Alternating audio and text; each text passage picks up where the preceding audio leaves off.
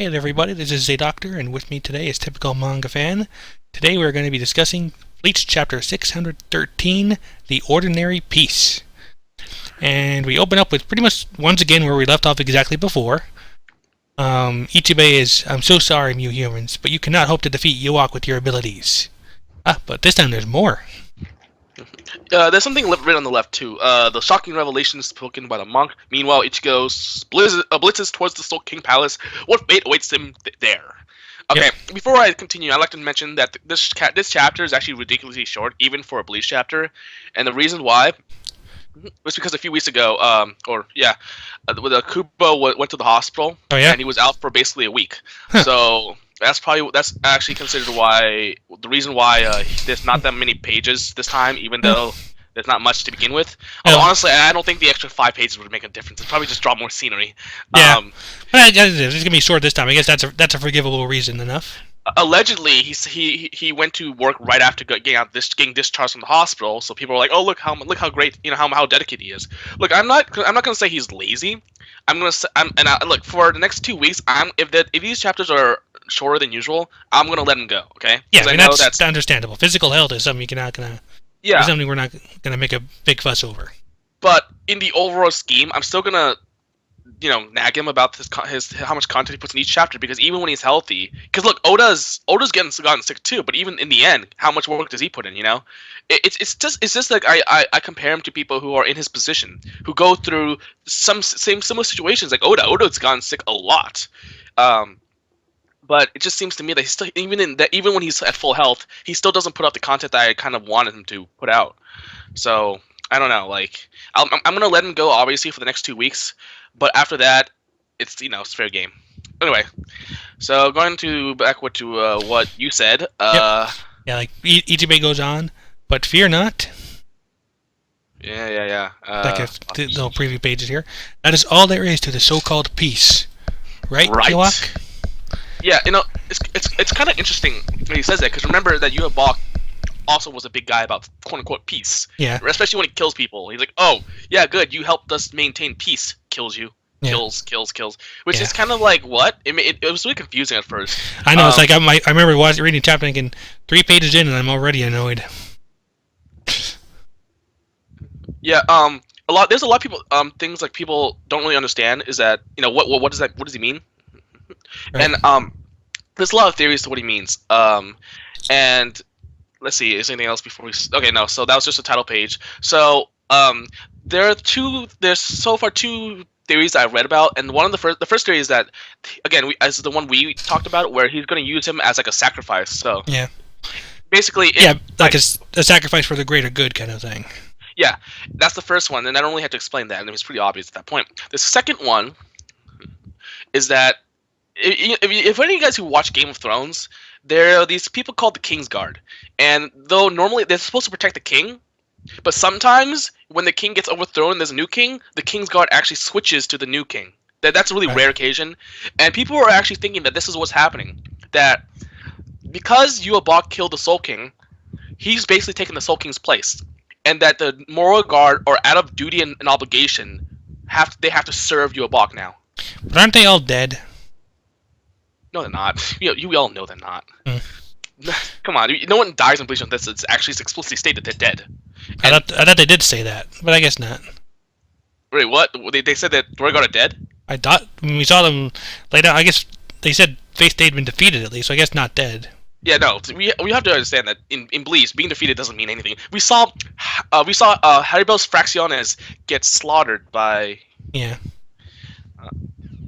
Ichigaya? One sec. We saw them get slaughtered by... I want to say Ichigaya. No, it was Yamamoto? Oh, that's right. Saving their asses. There was a slight interruption, but yeah,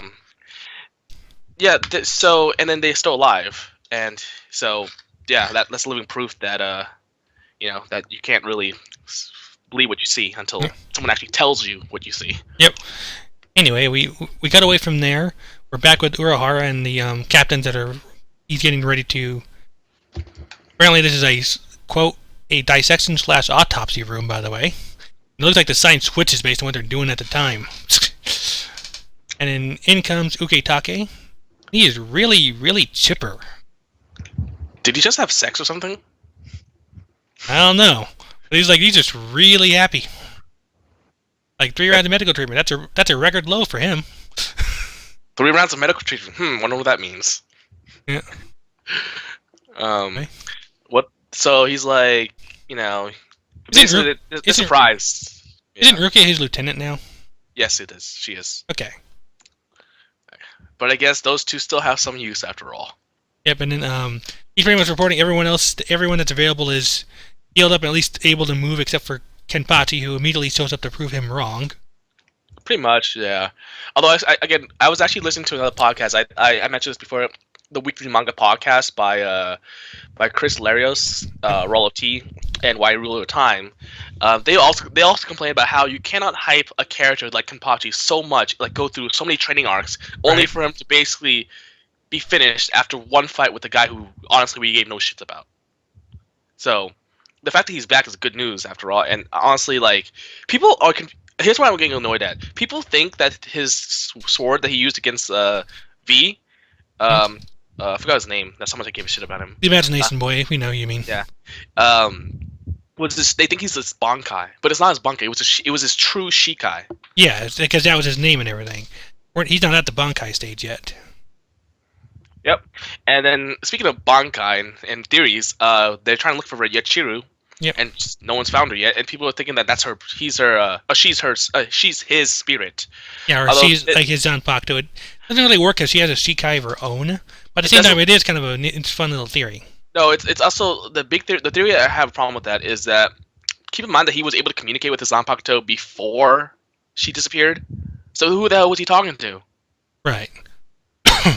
And it's not like he was the only one who ever saw her either. So yeah, and not to mention that even though he used his Shikai and she disappeared, we have to assume that he's used his Shikai before when it first came out during training, because that's not the first time he's used his Shikai. Yeah, and Yachiru was nowhere near him at the time. Yeah, so there's a lot of problems. I want to see how Kubo can explain his way out of that one. Like I said, she's probably just somewhere else entirely, so it's probably not going to be an issue. But what's the point? Like, what they're making a big deal out of this? What's the big deal? Why is her being gone such a big deal? Yeah, but right now he's more concerned about getting Yachiru back than helping them. But that's what I just said. Yeah. Yeah. I mean, that's his big concern right now. But Urahara is pretty much like telling him, nope, not doing that. And he's about to go out anyway. But then, credit where it's due. Is this now? Yeah. Okay. Now you say. That's what I was thinking. Like, is he? First I thought she was Unohana's lieutenant, but I remember I'm looking at it in second glance now. I remember I'm not.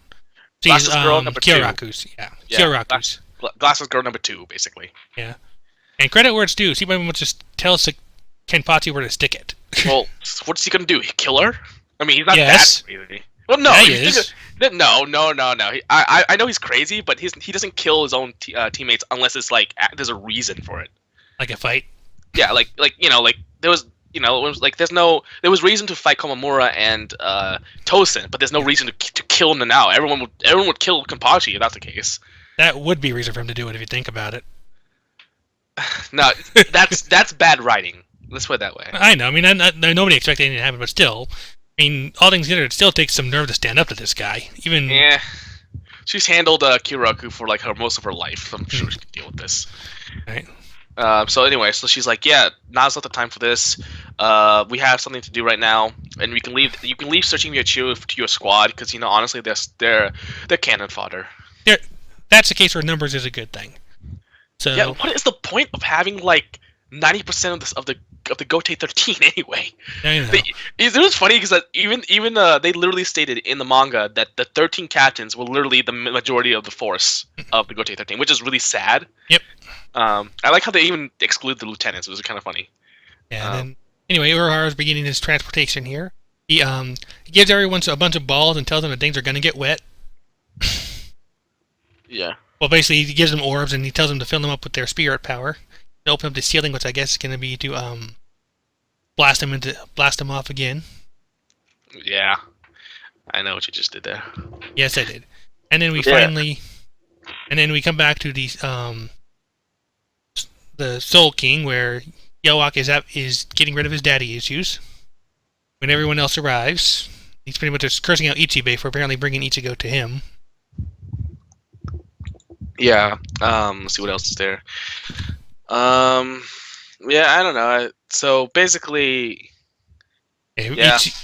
Gyox is saying, like, you are to be crushed atop the gears of fate. A small insect like you has no need to curse his destiny. Basically, just blah, blah, blah. I'm going to kill your ass, blah, blah. I don't. And he's out there standing there like, been there, done that. I'm Got just stabbed with bored. a t-shirt. I'm just bored at this point. I'm like, it's You or like Ichigo? me. Okay. But because honestly, like we all know what's gonna happen. I mean, there's somehow Geobok or Ichigo will be miraculously teleported away, or somehow there's like a maze that just comes up between Ichigo and Geobok that like makes it like changes space time continuum, so they actually have to go through places to somehow prevent him from actually fighting Geobok face to face. Because honestly, this is too fast. And Yeah, of course, there's the elite guard that's probably underneath his cloak, right? You got Yeah. they're underneath his cloak or shadow, whatever. Yeah, like I said, they're not. Like I said, they're gonna find some way to drag out a final conflict between Yowak and Ichigo. Either that, or they're gonna fight now, and Ichigo gets stomped again for a little while till it gets miraculously healed by something. Oh, keep in mind that Ichigo hasn't shown his full power up yet. So by the rules of He Shonen never does. but by the rules of Shonen and Kubo, he has to show off at least once and beat an enemy. He hasn't beaten any enemies yet. So Well, the rules he did get the lightning girl. no, that doesn't count. Because he didn't beat them. He injured them. There's a difference. So he still has that one. He'll probably use it on like an elite guard. So he still has that one. He needs to show off. Yeah. He needs to show off something so it can get warp affected later. Yeah. And so yeah, that's pretty much it. I mean, I think I mentioned before that this chapter is really short. Yeah. Chances are the elite guard's gonna come out, and maybe the Fourbringer is gonna help out. Each of the people, like Orihime is gonna be paired off with, if ironically enough, Shukashima. And then they'll fight against like one elite guard each, for every two. And yeah, I mean, I can see this pretty clearly. Yeah. But like I said, there's like I said, chapter short. It's mostly just a progression chapter, moving them around, moving them forward a little bit. Not really much else going on otherwise, though. Yeah. I said, other than really, really happy Yukitake. I'm really not sure what that's about.